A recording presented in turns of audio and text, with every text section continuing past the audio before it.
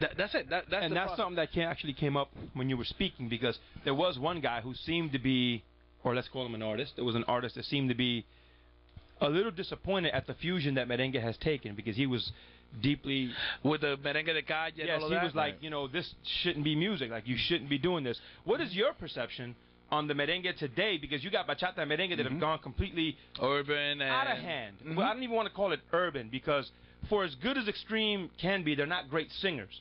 They're doing their thing, and you can't get mad at that. They're young kids doing positive things. The views and opinions of El Mago are not the views and opinions of El Mago. Right. That is very true. But from somebody who comes from a great merengue background such as yourself, how do you see that? I mean, because I know that I grew up in hip-hop, and there's some things that I hear today, and I go, that just really isn't hip-hop. And it's okay for you to categorize it, but it isn't. Do you see any merengue that's out now where you say, well, that really isn't merengue, but I do understand where you're going with a new sound? Well, I just think, right now we haven't, that new movement of merengue hasn't found still what, the right name for them. Some people are calling it urban merengue, some people are calling merengue de calle, some people are calling, different. But, we got merengue típico, we got clásico merengue now, which would be this Sergio Vargas and all of that. I just have a very, not a unique, but this is my opinion. I think everybody who wants to voice, their talent and all of that has a right to do that. If I don't like a certain song, I just switch the channel. Simple as that. But I cannot come in and knock anybody for trying. Because that, and I said this a number of times. Johnny Ventura, when he first came out, the powers that were, Rafael Solano, those big orchestra, and he came out when it was the big band era. So he came out with a little group, which is what we know now for merengue. So imagine all of those great musicians from of that time. They said, he's killing merengue. What is he doing? He's, they were looking at him like if he was, like we look at some of these artists right now. And maybe he didn't have the best band. Maybe he didn't have the best, his lyric content was not the greatest or whatever it was. But he was considered somebody who was doing damage to merengue. 50 years later, he's the king of merengue. Wow, that's a very good point. So to everybody out there that says, they make comment on Omega, on Oro Solido, on Homeboys, on anybody, any of these groups, given the chance, 20, 30 years from now, may evolve. To where they are the face of merengue, where they are the one taking, taking that torch from Johnny Ventura and from all those other artists and taking us to the next steps. So, and we don't know that we don't have a crystal ball. That's right. And it's funny that you say that, because I know that in the beginning when Henry came out with Los Homeboys, there was that type of feeling for some people that were like, "This, what's going on with this music?" Well, totally. And it's amazing, And the situation, the reason why you don't hear people attacking me so much is they hear the stuff that I done with Millie, with all these other people, so they cannot come in and say, "Oh, well, you're no good." But when I was with the Homeboys, I was in the same boat as Oro Solido, as all these people. Which, and I love, if I have to choose between doing a song for Millie or doing a song for Homeboys, me personally, I would do the really fast stuff with all the cortes and all that, because that's what I love. I love what I do with Millie, but me personally, this is what I love. And again, like you come and take Juan Luis Guerra, great artist, great composer, great singer. But when you are like really, you have a couple of drinks there, you don't want to dance to his music. You want to listen to his music. But that's a good point. Exactly. At that time, you want to put, at that time, put something from Oro Solido, put something from Omega, and you're going to get down and you're going to start sweating and all of that. You see the people dancing on the stage. No, that's a very good point. La fiesta patronal in Puerto Rico. There you go. When we had the option, I once saw Juan Luis Guerra, but it wasn't a dance thing for me. It was like his music was so great that it was like a sing-along, listen. But if you got Los Hermanos on the stage, it was time to dance. You got Elvis Crespo there. You like everybody's getting down. It was time to dance. It was time to get up and do it. Right? So to me, it's always like, people always try to make it like, either you are white or you're black. You got to go to the left or to the right. No, why? I could be here today and tomorrow I could be on the other side. That's right. Simple as that. And you just got to allow everybody to express themselves. That's great. Henry, estoesmerengue.com.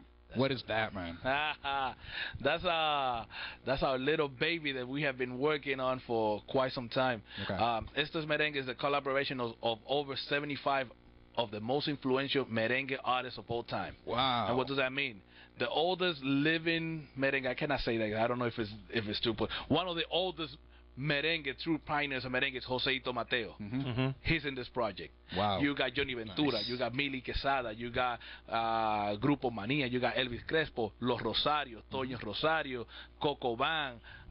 You know, it's actually easier to name the people that are not in the project than the people who are in it. Yeah, because you know, amazing. So they all have come together to work on 40 different songs. Wow. So you got people like Pochi Familia from Coco Band, Quinito Mendez, Jose Peña Suazo. They all used to be in Coco Band at one point and have never collaborated together. They came in and worked on this one song. Wow. After all these years. Yeah. You got somebody like, again, Joseito Mateo singing with Fefita La Grande, with Fulanito, and El Crispy. All of those guys there come from the merengue típico world, but you have different decades of different eras there, and they all come in and they work together. You got Mili Quesada with Adalgisa Pantaleon, the singer from 440, with Olga Tañón. Working together on a track. You got Grupo Manía singing with El Crispy. You got Tony Tuntun. You got who we'll have here soon. Yeah, coming in next week. Cool. Tell him I say hi. 2 weeks. Yeah.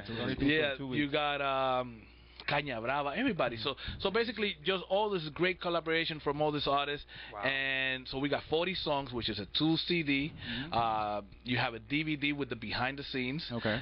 We will be doing 5 concert tour with 5 cities: Dominican Republic, PuertoCo, New York, Boston, and Miami so far. Of course, when they're in New York, we're going to be there. Exactly. Hengry's going to be like, yo, Mago, you have to come over here and cover this. You're going to be the official behind-the-scene guys. All right. I was hoping it was going to say the official host of the show. I thought he was going, but I was like, yes, you're ready for another day. Hey, it's Friday. It's Friday. I see you guys. I cannot have you being the host. We will have no show. I guess that's a really good compliment. I suppose. Yeah, it is. Somehow. But it's a great. It's a great thing that all of them have done of coming together, and the company who's actually putting this whole production out is called Traditional Media, which is a new company. We also showed them some of the owners of the company and in the meeting that we had, and this is a company that has come out with new ideas, new way of doing business, and with a mentality of offering the Latino community, artist community, another option besides the major labels. The fact that you could produce your own album, the fact that you could produce your own songs, you will be able to have online distribution and physical record distribution. That's great.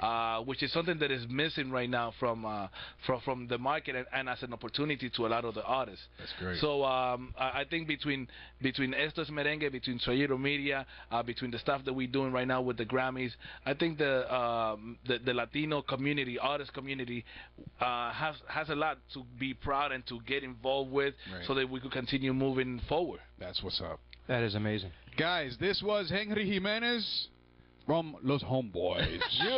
Professional. No, but you know what's the thing is that I'm saying Los Homeboys, like that's such a minute thing compared to the stuff that you're doing, man. Well, you know what's so funny? Everybody calls me Homeboy still. Yeah. So I cannot escape it. So it's you can't. But it's legendary, Hengry Jimenez. I mean, you open up most CDs and you'll see his name written on it. And there you have it. At least in the merengue industry, definitely. Yes, that's correct. Yes. Guys, we will be back. You're going to watch a couple of different interviews right now of a couple of different people that were there, including DJ Chucky, Jay Aponte, Ricky Castro, Pirulo, Rami Reyes, Christian Scala, Ravel. So check this out. We're about to come back. This is CalienteHitzMix. It's Friday! Check out EstoEsMerengue.com and also CalienteHitzMix. Here we go. Boom.